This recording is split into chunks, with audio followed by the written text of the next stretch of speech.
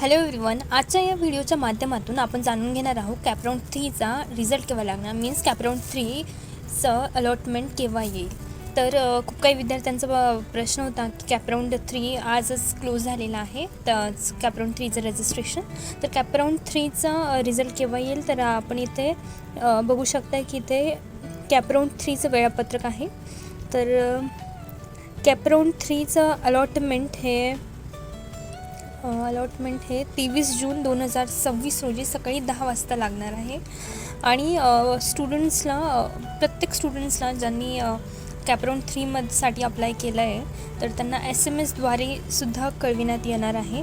व cut off list आणि allotment list ही पोर्टलवर पण दिसेल. आणि त्यानंतर 23 जून नंतर तुम्हाला 2-3 दिवसाची वेळ दिली जाईल. त्या वेळेमध्ये तुम्ही ॲडमिशन घेऊ शकताय. आणि मीन्स जर तुम्हाला घ्यायचं असेल, बिकॉज त्यानंतरसुद्धा 2 राऊंड लागणार आहे, पण ते रेग्युलर राऊंड नसणार. आता जो कॅपराऊंड 3 होता तो शेवटचा रेग्युलर राऊंड होता. यानंतर जो राऊंड आहे, जो 4th राऊंड, तो ओपन टू ऑल राहणार आहे. मीन्स तिथे कास्ट रिझर्वेशन राहणार नाही आहे. आणि तिथे कुठलंही तुम्हाला प्रेफरन्स कॉलेज वगैरेचं काही लिस्ट मिळणार नाही.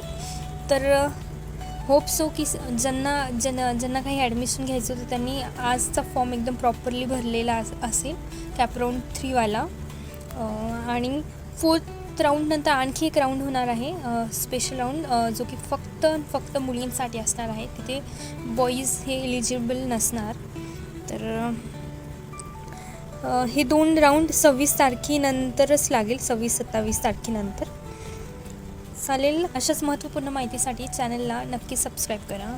थँक्यू.